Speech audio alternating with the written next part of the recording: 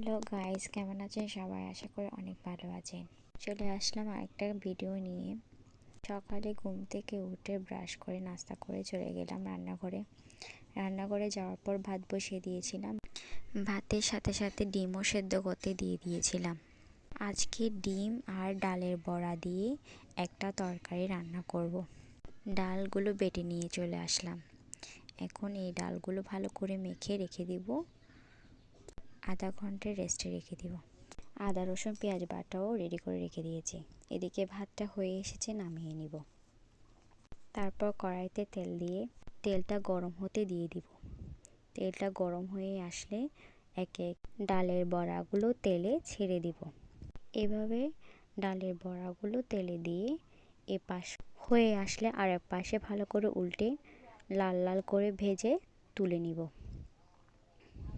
তারপর ওই তেলে ডিমগুলোও ভেজে নিয়ে তুলে রাখবো।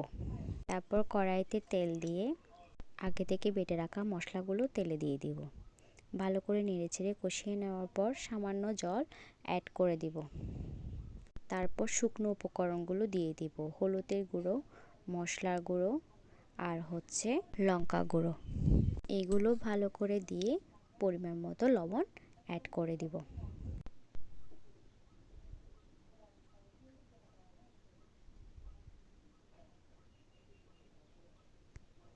তারপর ভালো করে নেড়েচেড়ে কষিয়ে নিব।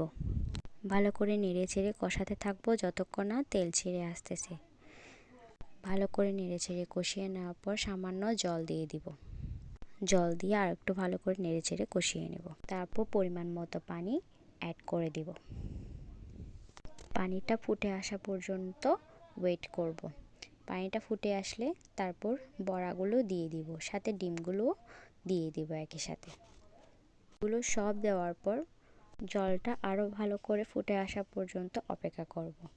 তরকারিটা প্রায় শেষ পর্যায়ে নামিয়ে নেব। আরেক পাশে আমার জন্য কয়েকটা পেঁয়াজও করে নিলাম। রান্না বান্না শেষে চলে গেলাম পুজো দিতে।